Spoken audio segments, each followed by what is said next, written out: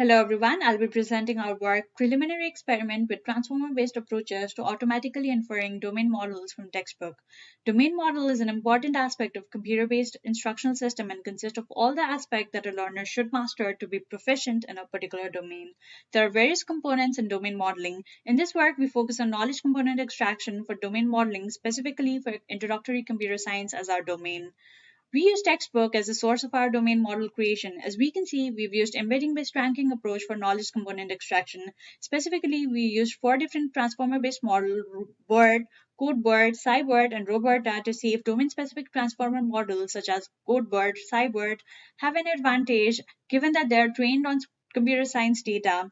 We used cosine similarity and maximum marginal relevance as our evaluation metric for the study. Our results suggest that we can use pre-trained transformer model for domain modeling.